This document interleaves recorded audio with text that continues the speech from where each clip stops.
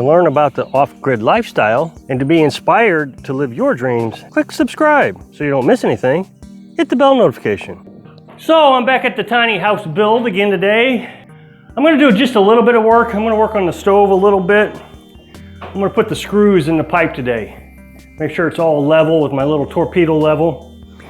And I'll show you what I'm going to do. I'm just going to drill holes around each seam here and put a little sheet metal screw in it. Not a lot of work to do today. Had to go grocery shopping this morning. Now, before I get off too far, I do want to say this again. I say it every time I go grocery shopping, but I think it's a good reminder. If you live off-grid and you're on solar panels, make sure you go grocery shopping in the morning to get your non-frozen meat. And when you put that in the freezer, turn your fridge all the way up and let it run all day. Let the sun charge the panels. That way you're not running your refrigerator and your freezer all night long, running your batteries down. It will still kick on quite a bit during the night, but not near as much as if you just let it run normally. So today I thought I'd answer some questions and work on the stovepipe at the same time. One of the questions and comments that keeps coming up is this window doesn't have a header. This window does. It has a proper header. The window here, the beam here, sits on another beam right here. Jack stud or jack stand or whatever you want to call it. But this one, I didn't do it because I wanted to save money on 2x6s. So I did an extensive amount of research. Now, maybe I'm not calling this wall correctly, I don't know, but my research tells me this is a non-bearing wall. It doesn't hold a lot of weight. This wall does. So if you look at your rafters, you got 9 rafters coming across, standing on this wall.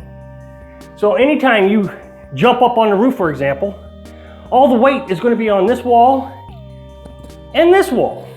So you can see I have a header on that. I get comments all the time saying you got to have a header over every window. According to code, that is true. You do have to have a header over every window.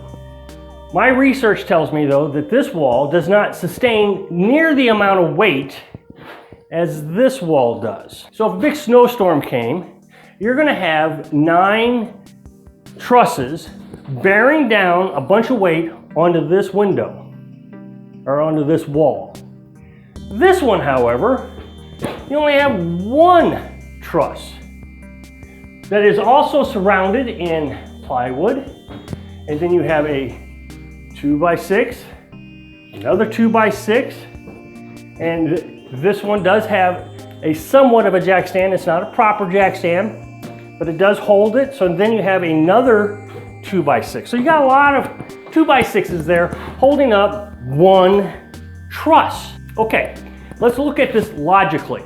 This truss is absolutely no different than that truss. I built them exactly the same. However, this one is standing out here in the middle of the room all by itself. It just hangs here. And we already know that this one is going to hold a lot of weight. You jump up on the roof, where's all the weight going to be? Right on those trusses, right?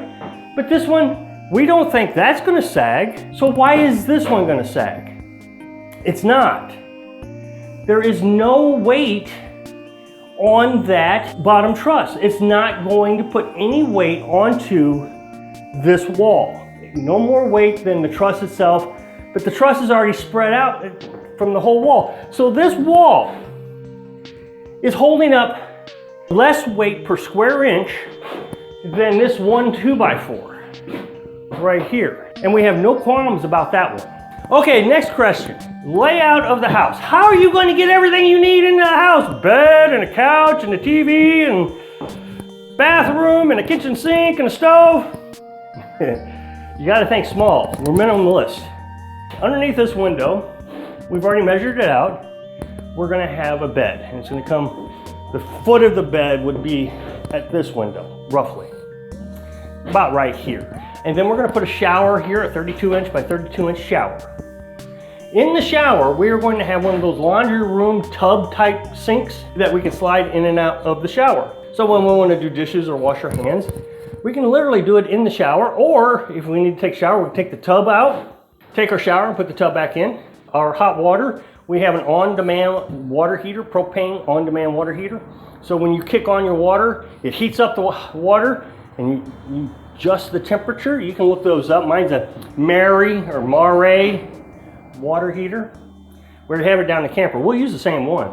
And so all our dishes and all our hand washing and everything will be done in the shower, in the sink. Now, we're gonna have a RV toilet right here. We think it's an RV toilet. We're really leaning towards an RV toilet because it uses less water. And since we run our water tank off an RV pump, we don't have to fill our IBC tank near as often if we just flush the amount of water that we need. Now, that could potentially clog up the plumbing, I understand that, but as much water as is gonna go down for the sink and the shower. And the other thing we were thinking is we could collect our hand washing water and sink water with a bucket underneath the tub sink, and then we could dump that bucket into the toilet occasionally to flush out the pipes. Over here, we're not gonna do much. We might put a shelf or something right over here. We've talked about. We think we're gonna take out a layer of bricks because our stove's right here. And I was able to, once I got it into the corner and got it all settled up, we were able to get it a little bit closer to the wall and still meet the specifications of code. The attic is gonna be pretty much our storage area for clothes and foods and that kind of thing. We're gonna have an opening right here and probably a little step ladder or something that we can just pop right up there. This is gonna be like a second story for us. A lot of people keep calling it an attic. I do too, I call it an attic, but in the end, it's just a very small second story.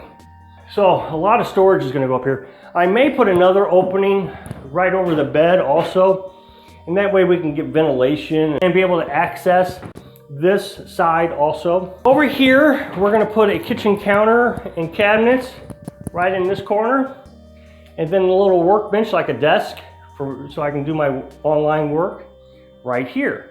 Now this area right here, we're gonna get a little table. Carolyn's already got it picked out, and a couple of little chairs. I don't know if we're actually gonna use it, but the idea is keep it small enough that when we walk outside, we can put it on the back porch. This is gonna be our back porch. Now the back porch is also gonna be part of the kitchen. We're gonna put out our stove outside. Carolyn has said over and over again that she wants to cook outside. I mean, I've tried to talk her out of it. You know, what about cold temperatures? What about hot temperatures? And she says, well, you know, I put a piece of chicken in the pan now and I check it every few minutes, so what's the difference? And we won't heat up this area in the summertime. That camper gets so exhaustingly hot when she's cooking. Other thing is during the winter, she could use this stove to cook on.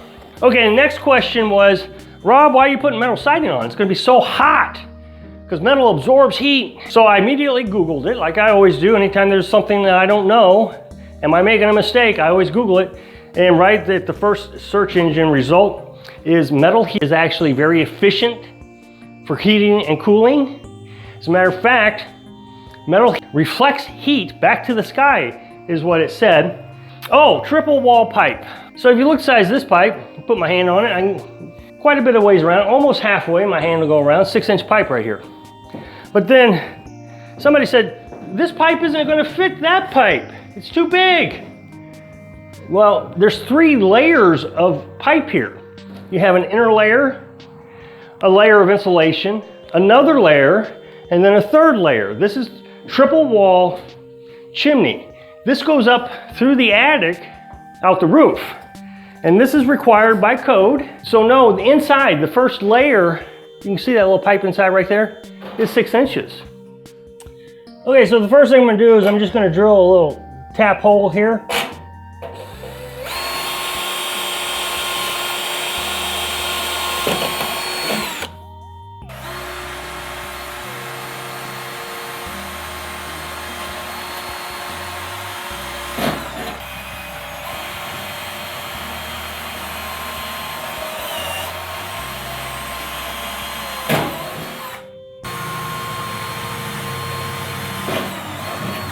I don't have the proper attachment for my drill to screw these in, and I don't feel like using a wrench or a screwdriver. So I came up with a little trick that makes things a lot easier with my drill. If you adjust your drill, you can stick it in there like that, tighten it down a little bit, and then you can just kind of snug it in all by itself. Now I'm going to lower the setting on this so it doesn't just push, just rip the metal out. So I'm going to put a lower setting. That way it'll slip when it gets tight enough.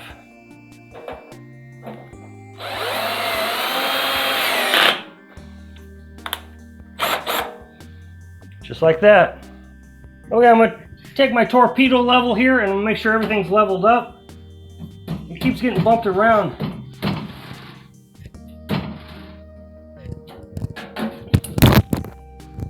Alright, so now I'm going to use a screwdriver just to make sure everything's good and tight. So I hope I can encourage you to research your dream. Thanks for watching.